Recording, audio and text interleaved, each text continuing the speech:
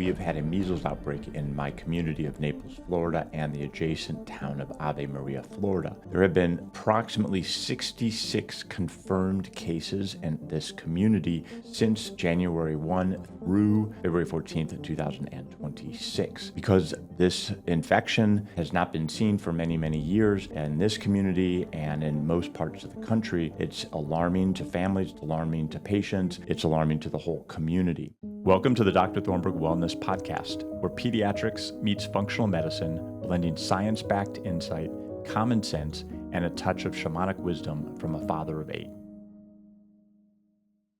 Hi, I'm Dr. Brian Thornburg, and as many of you know, we have had a measles outbreak in my community of Naples, Florida, and the adjacent town of Ave Maria, Florida. There have been approximately 66 confirmed cases in this community since January 1 through February 14th, 2026. Because this infection has not been seen for many, many years in this community and in most parts of the country, it's alarming to families, it's alarming to patients, it's alarming to the whole community.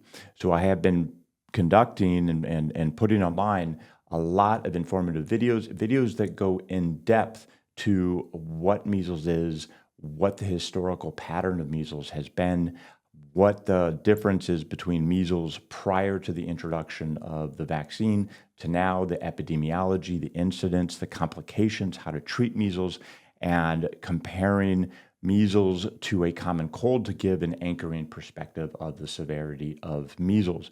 And as you listen to that series, you understand a lot of the data that we understand is what we would call modeled statistical regressions. It's based on some historical data prior to the introduction of the vaccine in 1963, a time when we did not have the same type of medical understanding, knowledge, that we have now. We have much better access to medical care. We are much more information-based, so family would understand what is important, what signs, symptoms need to be addressed immediately.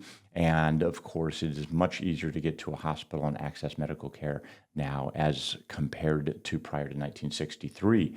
And also, when a child does arrive at the hospital, the types of medicines that we have and the testing that we have and our capabilities are far superior to what was available prior to 1963. So it's really important to listen to that series. It's an 8-part series, and I also have an essay which essentially covers what the video portion is, and you can see that on Facebook, and so I do recommend you can read that as well. And it's really important to do that because information is key. We're having a lot of alarmist approach from the mainstream media, and some of that is just born from a lack of understanding. Just to give a social context to all of this, in the 70s, there was a very middle-of-the-road TV show called The Brady Bunch. It certainly was not avant-garde. It was not pushing the envelope in terms of cultural criticisms, and it really just described what life was like in the 70s. And it was very, very family-oriented. There were 6 children in the show. It was a blended family, and they just went through what life was like to have a bunch of kids in different ages, and it was a very popular show. Back then, there were a lot more families that had large families, so it was more in context with what was happening on the larger societal, how many kids in a household and stuff like that. So they had an episode where one of the children gets sent home from school with the measles, and he walks home. The school doesn't contact the parents to say, your child has the measles. No, they just let him walk home. Again, this is a show that never been criticized for being avant-garde, edgy, anything like that. And it was completely normal to see a child walk through the door with measles and say, hey, I have the measles. And then measles swept through the house. And the episode really centered around how measles was not a very severe disease. It was an opportunity from the kids' perspective to play games and enjoy being home and out of school. And one of the comments by one of the older kids is, it's sure nice having the measles and getting these days off from school. And that was really the perception of measles at a time when we understood culturally what measles was. And of course, now we're a generation past that. Nobody really has any significant experience with it. I have never seen a case of the measles. I certainly knew of people that had the measles when I was a kid. I had chickenpox naturally because I got sent over to my friend Mike's house who had chickenpox, and then it went through my brothers, and everybody got the chickenpox. So now that we don't have an understanding of what measles is, it has a lot of fear attached to it, and the mainstream media is playing that up because they, in my opinion, have an agenda to disrupt what the CDC is doing. And if you want to view some of my other videos where I critique the CDC and the ACIP, the committee that decided on which vaccine should move forward and be recommended for children on the childhood immunization schedule, I did an RSV deep dive using the YouTube access videos of the meeting where they reviewed through several different meeting sessions why the science on the RSV vaccine. It's the most recent one that has been approved. And I believe it was in April of 2024 I did it. It was a 10-part series. And I timestamp the whole discussion that I provide. And what you will see if you go back and watch that is the level of scrutiny, the level of critical thought that you would expect from this type of committee was absolutely lacking. I go through and I timestamp and I point out the inconsistencies. I point out the lack of science that they were turning into science, and it is very clear from the data that it didn't support a universal recommendation of RSV for all children. There wasn't a significant improvement in complications for children or infants who were born full term and were healthy. It really showed a significant benefit for those infants who had specific congenital conditions, specifically cardiopulmonary, as well as for infants that were premature. And that has been our historical understanding of the prior, not really a vaccine. The research that I highlighted really supported the historical use of how we treated infants that were at high risk for RSV. And so it wasn't a page turn by any means. It wasn't an evolution in terms of the benefit of this vaccine. It was really just a recapitulation of what we had already seen in previous research, but somehow it turned into we need to vaccinate every single child, even though the science wasn't there. And at a second level, the committee said if it costs more than X amount, it's not worth the societal cost-benefit ratio, but yet once it came out, it was much more expensive than that threshold level that they said they wouldn't have licensed it for everybody. So it up and down, it was a terrible, terrible example, unfortunately, a terrible example of how corrupt, bought, captured the ACIP was under previous administrations. And so it is no surprise, again, that we're seeing this level of politics coming through the mainstream media,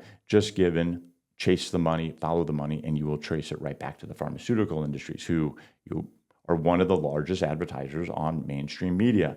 They also have been funding the CDC and giving a revolving door to senior researchers to come and work for pharmaceutical company once they're done with the government work, and then they make a lot of money. So anyways, I did this 10-part or this 8-part measles series to educate, inform, because we have measles here in our community, and a lot of parents were sending me information. So I knew about the measles outbreak before it hit the press, because at a grassroots level, people in the community, even though they weren't my patients, were sending me, this just happened over here, this just happened over here. I have a dad in the practice, he's an ER doctor. He was telling me about numerous diagnoses that they'd had coming through the ER, which was days until you heard it in the mainstream press. So I had an on-the-boots, real-time access to what was happening. And one mom in particular was just sending me information.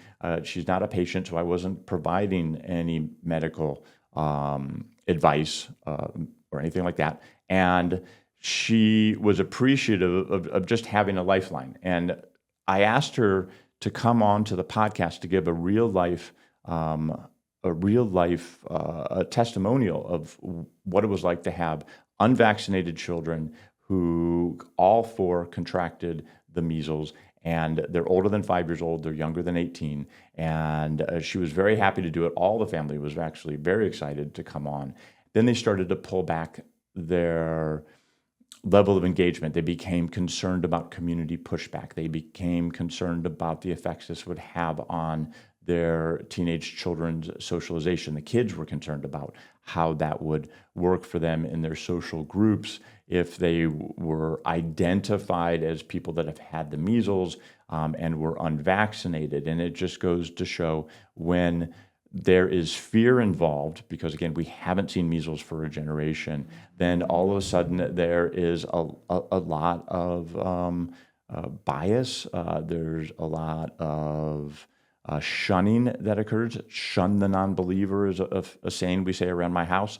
It's this belief system that I have a right to judge you and put you in my mind into a special lockup, and then I can cut you off socially, do other things which are really not part of our human experience or Judeo-Christian in its basis. But anyways, this is just the fear factor. And then go back to the Brady Bunch and how non-urgent it wasn't a big deal. The boy walked home from school. Parents weren't even notified from the school. The family found out because the son said, "Hey, the school diagnosed me with measles." And they looked at him, and having had experience with measles themselves, they said, "Yeah, you have measles."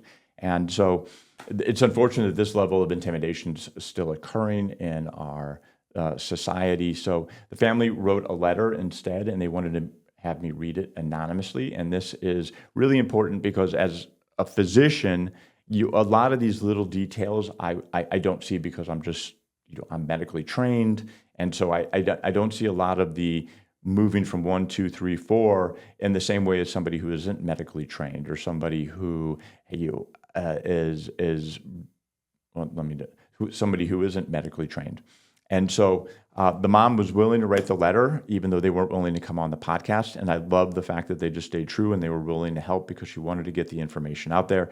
And it's in two parts. First part is how she handled it, and the second part is what she called the sick station cart. So I'm going to read all of that.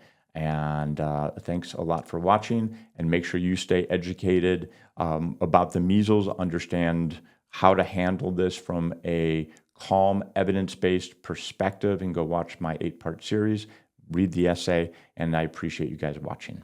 Written statement you may use anonymous. As a parent, the most helpful thing for me was having a calm plan and watching for specific red flags rather than spiraling into fear. I wasn't very well versed on measles at first, and what helped my anxiety most was listening to doctors explain it in a factual, straightforward way. Facts over fear. My children are not vaccinated, and all 4 of them got the measles and recovered just fine. It felt like a flu for about 2 days with spots and feeling tired for an extra day or 2. Headache, a cough for about a day, very mild sore throat, fevers, and tiredness. 2 of the kids had mild stomach discomfort that felt like gas. Definitely not the huge awful event I expected thanks to the media and the fear-mongering. They binged all on the couch watching TV shows like Phineas and Ferb and, of course, the Brady Bunch. Yes, we watched the measles episode, and that one episode had been mysteriously removed. Just an example of how the media wants to keep you scared. We did find another way to find the Brady Bunch episode, and the kids loved the show so much that they watched episode after episode. I'm so thankful for Dr. Thornburg taking the time to do these podcasts to help inform us, because it's what kept me calm and full of facts and not fear like the media wanted me to feel. I armed myself with his facts he shared and learned about how to spot every possible complication, so I had an arsenal of things at hand.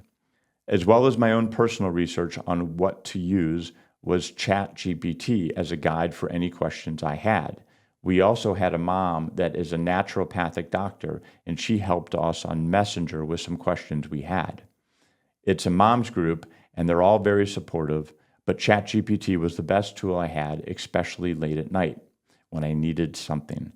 It was actually an amazing resource for me, and support-wise, it was top-notch.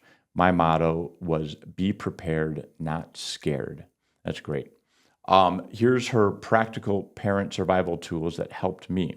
1 6-station cart. I kept a rolling utility cart stocked with the basics: age-appropriate meds, thermometers, a pulse oximeter, and a blood pressure cuff. Having everything in one place kept me calm and prevented mistakes when I was tired. I checked all their vitals throughout the day. 1 running log per child. I kept an ongoing note list for each child with symptoms, temperatures, and the time dose of anything we gave. When you're sleep deprived, writing it down is the difference between guessing and being accurate. Cold caps for comfort. These reusable cold caps you keep in the freezer, often sold for migraines, were surprisingly helpful for headaches and fever discomfort. Flashlight checks at night. A small flashlight helped me to do quick checks without waking everyone up. I could look for new spots on the skin, including behind the ears, along the hairline, neck, and other easy-to-miss areas, and also check whether a rash had appeared overnight. Seeing things clearly helped me track what was actually happening instead of guessing in the dark. Support systems matter.